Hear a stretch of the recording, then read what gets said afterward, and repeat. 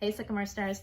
I have a book for you called Born to Ride, and this is historical fiction. So maybe you've read some chapter books, if you're a little older, that are historical fiction. They're books that are based on real things, but the person in the book isn't a real person, maybe. Or there are facts in here that are made up to make the story a little bit stronger for the reader. And that's the case with this book we're going to read today.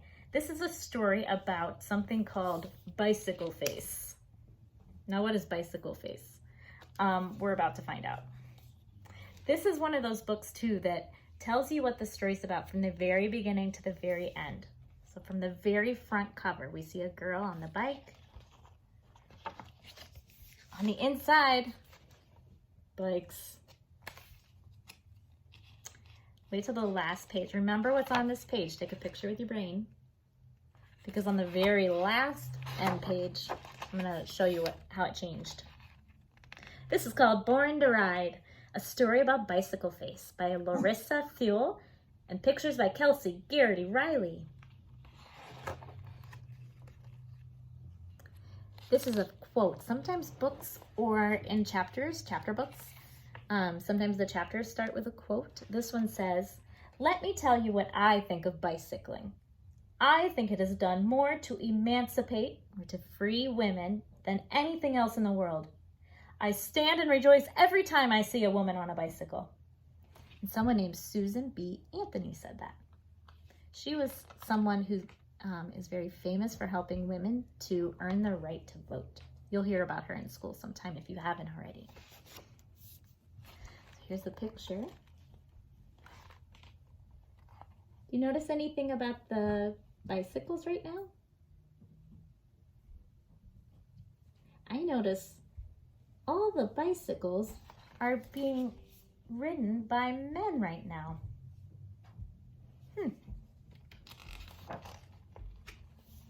In Rochester, New York, in the year 1896, girls and women lived by a long list of things they were told not to do. They were told not to vote, for example.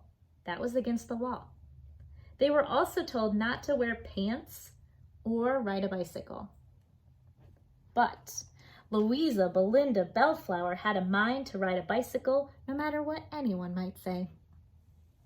Her brother, Joe, had been given a brand new Van Cleve, and riding it looked like a whole lot of fun.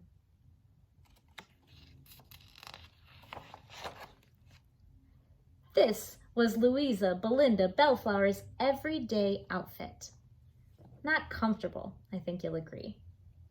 This was Joe's everyday outfit. Also not super comfortable, but at least you could cartwheel in it. Louisa Belinda cast aside her skirts and put on her brother's pants. "Teach me to ride," she said.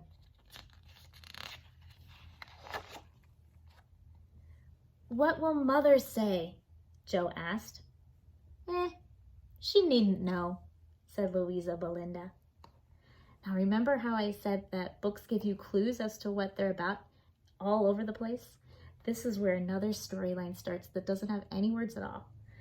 She is Mother, of course, and she's writing signs that say "Votes for Women." Keep an eye on what the adults are doing as well as the kids, okay? But what about, Joe lowered his voice, Bicycle Face? "It's real, you know, everyone says so, even Dr. Brown. He says girls aren't strong enough to balance, that your eyes are gonna bulge out. Your jaw will close up from the strain of trying, maybe forever." Okay, ladies, how many of you know how to ride a bike? This was a silly thing, wasn't it? Louisa Belinda had heard those rumors. She considered for a moment. She had lovely eyes, and how would she eat with a closed-up jaw? But Joe's eyes didn't bulge, his jaw hadn't closed up, and she could balance the length of a fallen log just the same as he could. Nervous, she said anyway, "I was born to ride." Joe was a good teacher. He was patient and clear in giving directions. Even so, Louisa Belinda fell. Remember learning how to ride a bike? Or if you are now, it means falling. And again, and falling again, and again, and again. Here are all these women. Votes for women, votes for women, votes for all. Joe said, "Want to call it a day?" Louise Belinda hurt all over. She touched her eyes, tested her jaw. "How's my face?" "Same as ever," said Joe. Louisa Belinda sighed, relieved. A very large part of her wanted to give up, to go inside for tea and cake and a hot bath. But if she gave up now, would she ever try again? So she said, "I will ride."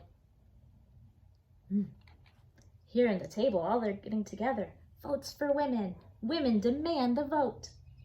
Ballots for both. I'm noticing none of the women seem very concerned that she's learning how to ride a bike, huh? So she hopped back on, wobbled, then, lo, she rode! With some alarm, she felt her eyes bulge and her mouth widen into a gigantic, joyous smile. Like a bird in flight, she soared over the hill. Like a fox on the prairie, she skimmed the ground. Like a bear, she roared, "Hello, world! This is my bicycle face!"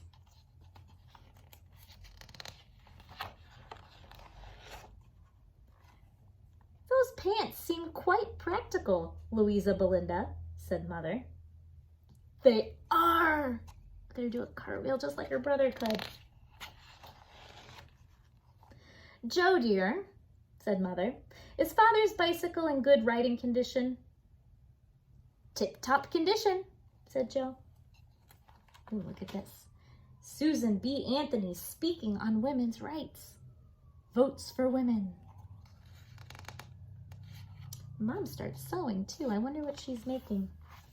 There's a pattern right here. It says ladies' bicycle suits and outfits. Wonder what she's gonna do.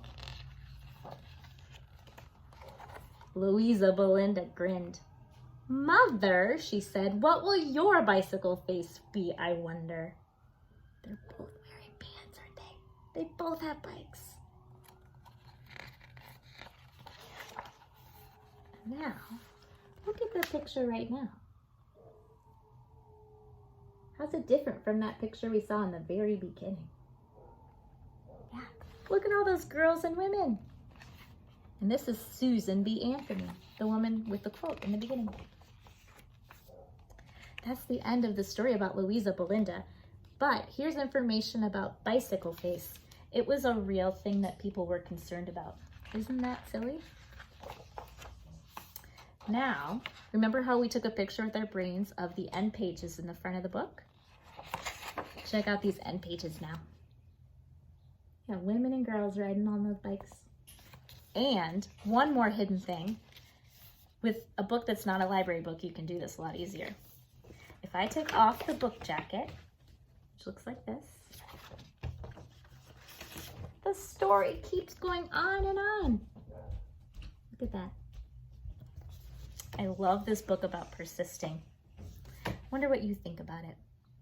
Find an adult and tell them what you remember about this book, okay? Thanks for listening.